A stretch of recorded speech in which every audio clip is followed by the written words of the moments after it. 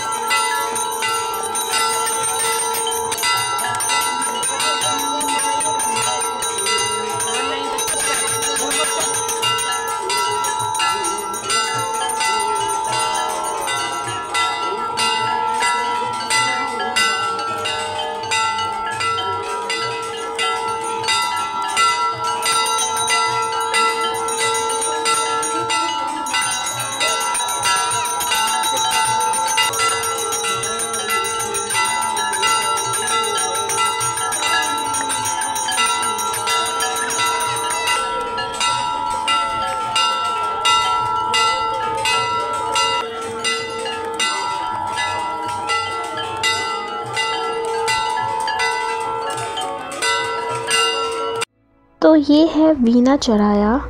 अयोध्या के वीणा चौराहे की रचना राम मंदिर के निर्माण से संबंधित है।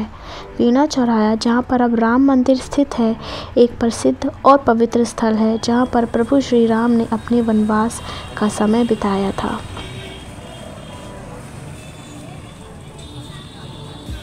अयोध्या के वीणा चौराहे पर राम मंदिर का निर्माण भक्तों और समाज के लिए एक महत्वपूर्ण और संवेदनशील घटना है। इससे अयोध्या की प्रतिदिन जीवन की राहों में एक नया प्रकाश आया है और यह स्थल अब भगवान राम के पवित्र मंदिर के रूप में खड़ा है।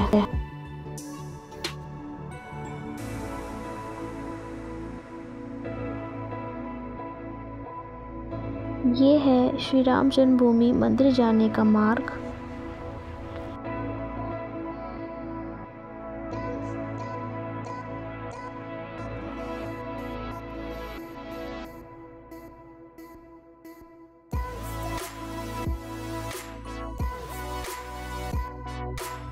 श्री राम जन्मभूमि, जहाँ पर भगवान राम का जन्म हुआ था, हिंदू धर्म के लिए पवित्र माना जाता है। और अब हम आ गए हैं राम की पैड़ी पर।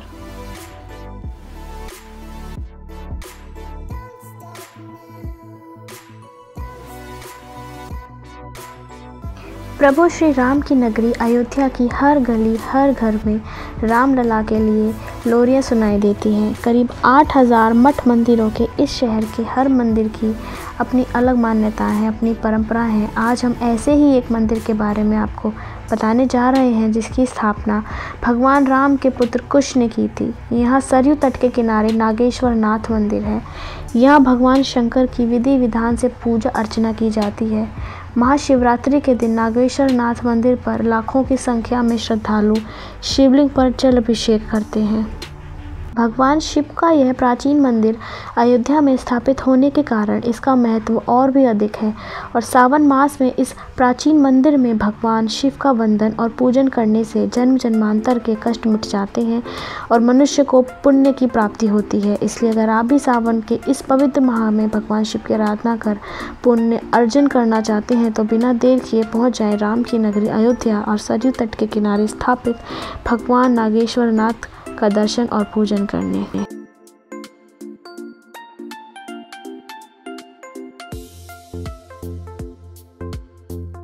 राम की पैड़ी सरयू नदी के किनारे स्थित घाटों की एक श्रृंखला है।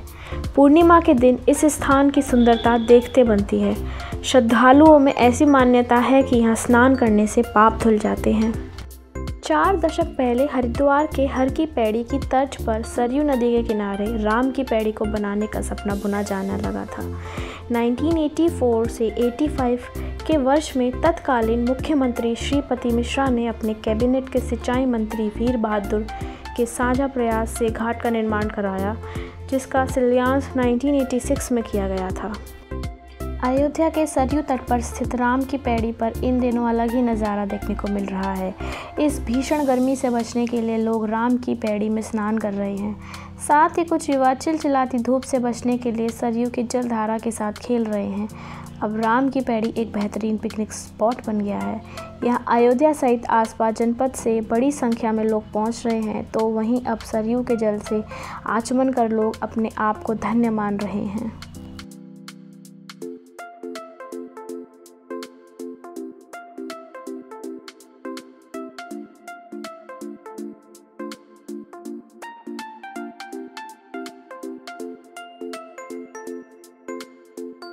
राम की पैड़ी पर शुरू हुए दीपोत्सव को जिस तरह अंतर्राष्ट्रीय स्तर पर ख्याति मिल रही है, उसको देखते हुए अब राम की पैड़ी के स्वरूप को बदल दिया गया है। यहाँ पर अधिक से अधिक श्रद्धालुओं के बैठने के लिए एम्पी थिएटर और स्टेडियम की तरह सीढ़ियाँ बनाई गई हैं।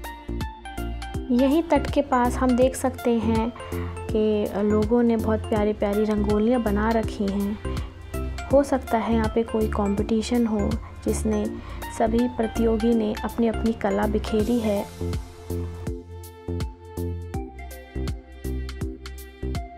बहुत ही अद्भुत और सुंदर नज़ारा है ये। सरयू नदी में नाव की सेवा आमतौर पर पर्यटन के लिए उपलब्ध है, तो हम बस उसी का मज़ा ले रहे हैं और हम निकल पड़े हैं सरयू नदी की सैर पर।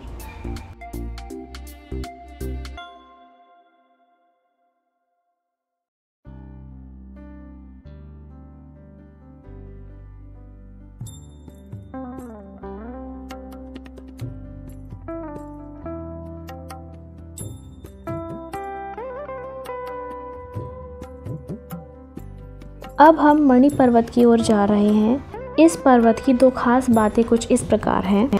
मणि पर्वत और बुद्ध। ऐसा कहते हैं कि भगवान बुद्ध की प्रमुख उपासिका विशाखा ने बुद्ध के सानिध्य में अयोध्या में धम्म की दीक्षा ली थी। इसी के स्मृति स्वरूप में विशाखा ने अयोध्या में मणि पर्वत के समीप बौद्ध विहार की स्थापना करवाई थी। यह भी कहते हैं कि बुद्ध के महापरिनिर्वाण के बाद इसी विहार में बुद्ध के दांत रखे गए थे। दूसरा, संजीवनी बूटी का पहाड़। रामायण में इस बात का उल्लेख किया गया है कि जब भगवान राम के छोटे भाई लक्ष्मण को मेघनाथ ने युद्ध के दौरान घायल कर दिया था, तो संजीवनी बूटी लेने के लिए हनुमान जी को भेजा गया था। लौटते वक्त वे अयोध्या के आकाश से गुजर रहे थे, तब भरत जी ने शत्रु समझकर हनुमान जी पर वार किया था, जिसके चलते हनुमान जी यहाँ पर गिर पड़े थे। बाद में जब भरत जी को पता चला तो वे बहुत पछताए और हनुमान जी से क्षमा मांगी। फिर हनुमान जी पुनः उस पहाड़ को उठाकर जाने लगे, तब पहाड़ का छोटा सा हिस्सा यहाँ गिर गया था।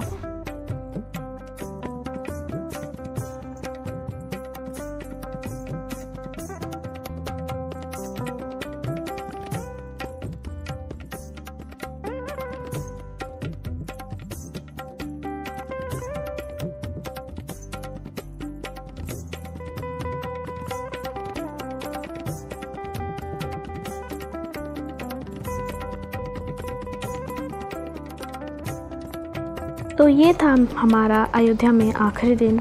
अगर आपको वीडियो अच्छी लगी हो तो प्लीज़ वीडियो को लाइक कीजिए, कमेंट कीजिए, शेयर कीजिए और सब्सक्राइब कीजिए मेरे चैनल को।